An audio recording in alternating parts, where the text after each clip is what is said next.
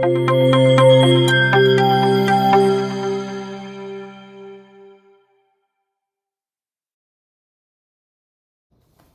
up, guys? It's your girl Clarice. Welcome back to my channel. If this is your first time stopping by, thank you for stopping by. Subscribe, like, comment, and do what you have to do. And for those of you that are already subscribed to the thing, thank you guys so much. Guys, this is like our last take for this video. Like, if this one doesn't come out, well, like, please take the video the way you see it. Like, we're done. Well, first of all, we're filming at night, so it's crazy. I have my friend with me today. Hey, girl. Hello. What's your name? My name is Rahila Adedoja. Yoruba. This is my Yoruba friend. So she came for the weekend. I was like, okay, let's do something together. But I don't know. I hope it's not your Yoruba energy that you're both here. No, absolutely. My energy is zen. Your energy. I've never shot a video like 50 times. Like, literally, guys. We've been trying to get this content going, but something, finally we're praying that this at least comes out and you guys love it. So anyway, we're just gonna do what we have to do, basically. So what, like, I don't even know how the inspiration is gone. Guys, all my inspiration is like, everything is gone. Anyways, let's just go ahead. So obviously she's a chef. She's continue. She's a chef. Yeah, I'm a pastry chef. I do mostly desserts. I'm always very interested in doing desserts. I do cater to West African food, Asian food, Korean food, Caribbean. Where do you learn Korean food, Asian food? I'm a very curious person. Yeah. Like, I love to try different food, different cultures, different experiences. So when I go to restaurants or I see some of their foods and I'm like, I can go. I'm intrigued. I'm like, and you go to the University of YouTube. You go to the University of YouTube and you get the recipes together. You get some recipes. Yes, I do get some recipes, but I tweak them to mine and try to see like what I can change up in it. Because to be honest, it's really most recipes out there, they're like sometimes they're really tweaked up by something. Yeah, or you take out something. You don't eat something, you add something, and then you make it your own. So it might be the same thing, but it's like uniquely yours. So a lot of times I just like to look for different flavors, and it's very interesting because I feel like the food is so huge. And it opens the door to so many opportunities and so many cultures and things like that. So it makes me, I'm so excited to try different fruits. Oh my gosh, the fruits, I thought I've seen fruits, but there's some fruits that I've had. Even the ones I've had, I haven't seen fruits yet. Wow. Because there's there's so much fruits that, I think because there's a lot of a lot of politics behind importing some certain fruits. Some certain fruits that's probably still banned or illegal. So some are very perishable. Yes, very perishable. I don't know if you guys have this in Nigeria. Like in Cameroon, what we call apple, like it's reddish. It's very like sweet when it's ripe. When it's ripe, it's red in color. When it's not ripe, it's green. Okay. And then it's so watery, like it's like cucumber. Cucumber has a lot of water. So the apple, what we call apple back home, is the same thing. Oh wow. Yeah. And where I've seen it again is in Jamaica. That's when I watch a lot of Jamaican stuff, I see that. So it can be very soft. So I guess to transport or to export that, it can be very, I guess, not the best because of how soft it can get when it's like in heat or whatever. Yeah. So I guess fruits like that, for example, I'm just picking back on what you were saying. Yeah. It'll be difficult for them to export that or import that to the US. In the long run, Yes, so it's like, you're so passionate about fruits. You have gone to fruits. I love cooking too, honestly, I love cooking too, and that was because I grew up in a home where I'm the first child. So my mom wanted me to start learning how to cook so I could help her support them back home with my siblings. So my very first dish that I actually cooked on the 3-stone firewood kitchen. Hey. Traditional style. The real thing. I think my dress is shaking. Yeah. So that was, I made jama huckleberry, it's a vegetable. So I did that when I was 10. It didn't come out great, obviously. It was so watery because it's not supposed to be watery. It's watery or watery. Whatever, you understand what I'm saying. So pretty much that's how it was. So because I didn't do it right, it didn't come out the best. I just wanted to learn. Yeah. And I thank God so much for my mom because she really wanted me to learn, and I finally got it. So now it's easy for me to go into the kitchen, want to do something really nice that people can actually eat. And then I'm also very fast when I'm cooking. I don't even taste the food when I'm cooking. I know it's gonna come out great. I don't taste the salt, the pepper, I just cook, and at the end of the day, the food is delicious. It's really good. I'm taking some classes too. Obviously, and she's gonna pay because we're in Cameroon. Cameroonians, we are like the goats when it comes to African food. Like, you can't, like our pepper soup alone, we have this particular ingredient called njangsang. Njangsanga is like, listen, that ingredient is the star of pepper soup. So to me, if somebody is cooking pepper soup without that njangsang, obviously I know the pepper to give that heat. But you see that njangsang is powerful in your pepper soup. It's like the grilled fish that I made too. When you're doing the pepper, you have to have some of that njangsang. It has a really delicious aroma. It's so different. Yeah, it's like a thickener. It's like a goosey, but it's really nice. You can use it in your stew, some people in your beans, like whatever. Is there an English name for it? I don't know.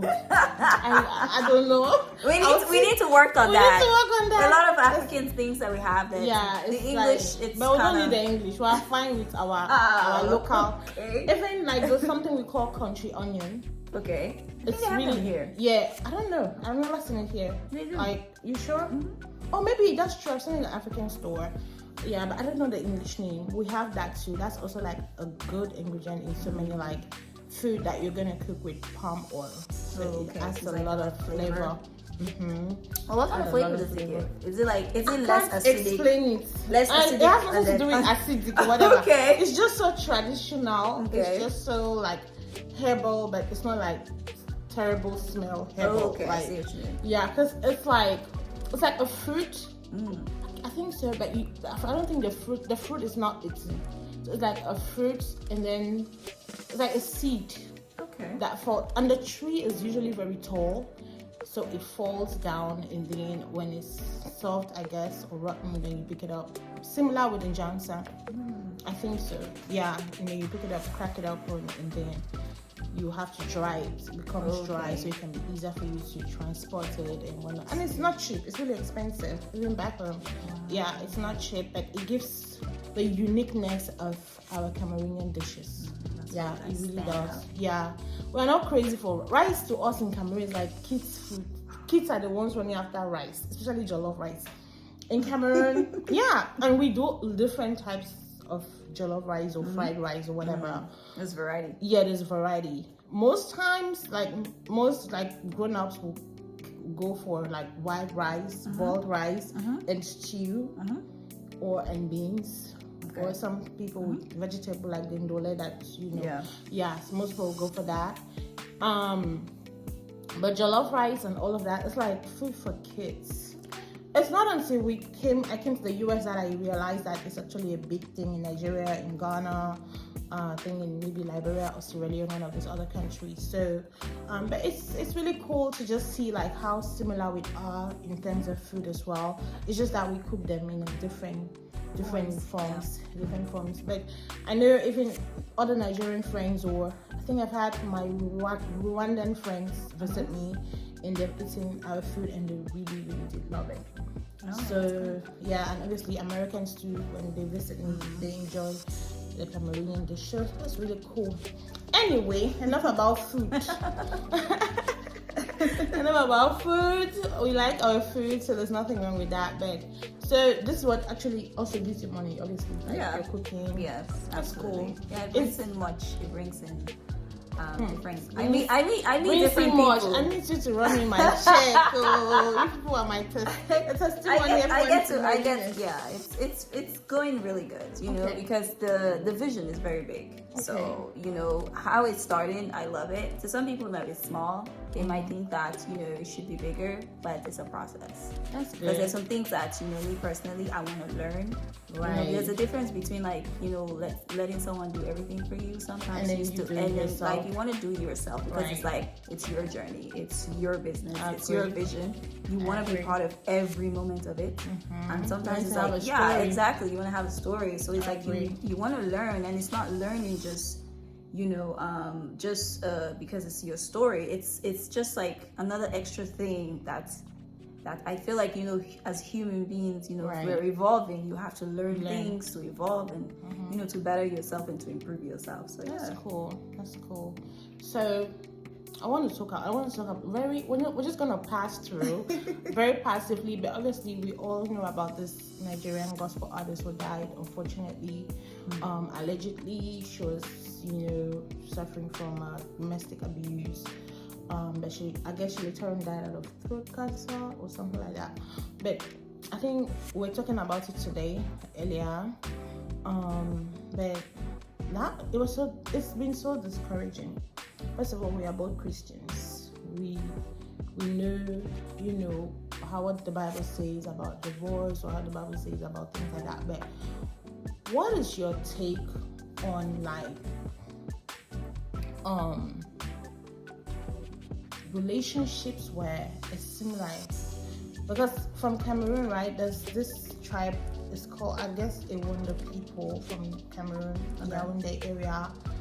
Pretty much it's like if the man doesn't beat you up, he doesn't love you. So like that's a way of showing you that I guess he loves you, which is really weird, because to me, I don't understand how somebody can say they love me and then at the same time inflict pain on me. Absolutely. So I mean, everywhere people have been talking about this situation. I know even some of my American friends were DMing me on Instagram trying to find out for me to explain to them what happened, and I tried to do so, send them some links to go watch it. People have been having different lives on Instagram to discuss and talk about it. What's your take? Like, what? Just very short, summarize. Like, what can you say about domestic abuse? I think first of all, it's really sad that she lost her life in a battle like this that she's been going through for a very long time. Very traumatic and traumatizing for her mental health and her physical health. Right. And it's just so sad that her life was taken from her abuser, which is her husband. Right. My take on domestic violence is people don't understand it. A lot of times, I feel like we don't have a lot of the right community. First of all, that's true. We don't have the right community because the community because there's a difference between if you're being abused, and I think sometimes too people don't know they're being abused. Right. Like sometimes it might not be. The first thing might not be like a physical abuse. Right. It can be a mental abuse by the way they speak to you, by the way they belittle you, they treat you like trash, and then you be thinking, oh, they're my husband, they're my wife, I love them. But love, first of all, the thing we need to start like talking about, out of every other thing about domestic abuse, is we need to define what is love. Love is not pain. Right. You don't inflict something on somebody. If you read the definition of love, even if you don't want to be all biblical, right? Love is kind, it's respect, right? It's kindness, it's compassion. It's not. There's no hurt there. There's no, there's no infliction. There's no like.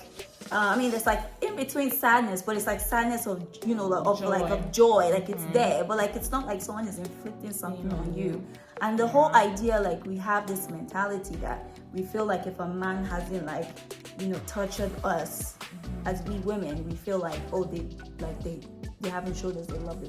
That is wrong. Really wrong. That is wrong. Yeah. Like People should not have that mentality. And if you have that mentality to today, you need to check yourself. You need to go back and ask yourself, like, no, this is not right. Nobody should hurt you if they love you. Pretty much. God is love within himself. He doesn't torture you, does he? He doesn't hurt you. Right. So why would you think another human being has to express that to you and bring that affliction to you just to tell you they love you? No, absolutely not. Unfortunately, it's we need more community. We need people to stand. I feel like if there's more people, I know people say, well, you could just walk out. If you're being mentally abused, you've been physically abused, let me tell you something. It is not easy to walk out. It takes the willingness of God. It takes, because what will happen is sometimes sometimes people help you out, right, and then you go back. Because that person there's no one to sustain you when you go out. But at the same time, you have to think about just get out. There's always just get out. Because it's until when you are alive, you realize, just get out. Because when something bad happens to you, then if you have children, unfortunately your kids are left with family members and friends, and now they don't have parents. Sometimes the government takes over the kids. So it's like you're leaving your kids with strangers, people that don't know your kids. So you have to think about yourself. Even if you don't have kids, think about you being alive is so much important. That's true. It's so you are valued. Right. You are needed. Madam. Hey, I said summarize, so I know. People are doing. Hi, my name is. You are needed in the world. That's true. And you know, just try as much as possible to, if you have like really good people in your life, try to speak up, try to tell people what's going on with you, how they can help you. Because sometimes we think that you might not recognize what an abuse is. And so it's until when you speak to somebody else, they can flag it and point it out, like and let you know that, okay, you need to, evaluate your life or evaluate the situation. But get help. Please get help. Thank you. Please get help. Thank you. That's beautiful. Thank you for sharing that. I know you've gone through your own situations. I guess that's why you became so passionate, talking about it. And it's just unfortunate. I just want to say that, like you said, we should all try to get help. And then us as the community, us as the people, we should also try to, when people come to us for help, we should also try to really give the help and not just hear people's stories to go talk about it, but to really be there for them and help them. One thing I'm happy about the situation is that even men are speaking. I was on someone's live the other day. Men are speaking about it. So I'm happy that it's a conversation now amongst communities, among social media platforms and whatnot. So I'm grateful for that. I guess it's going to help a lot. And some men who are actually abusing their wives or their partners without realizing they're doing so, they are definitely going to, obviously realize now, and then it's going to help. So anyways, we've spoken so much today. See, we men, when we got that like this, talk. Anyway, thank you so much for coming, girl. Thank you. Hopefully you'll come again. We can talk on other things some other time. All right, guys. Thank you so much for watching. Stay tuned. Keep watching. Subscribe. Please, you guys should share on the comment section what you want me to talk about. Because sometimes I'm lost for inspiration. I don't have nothing to talk about. So please comment and let me know what topic you think I should talk about. And hopefully pretty soon I'm gonna come in my first YouTube live. I can't wait. I've never been live on YouTube, so sooner or later I'm gonna come and that we can all just talk live and share. So thank you guys so much, and God bless you all for supporting the channel. It's growing and it's only by you guys. Y'all stay blessed. Learn to speak out if you're going through a difficult time, and look for help. People are out there that will help you. All right, God bless you all. From my beautiful Yoruba, blue-headed Yoruba, and y'all have a good one. All right, Bye.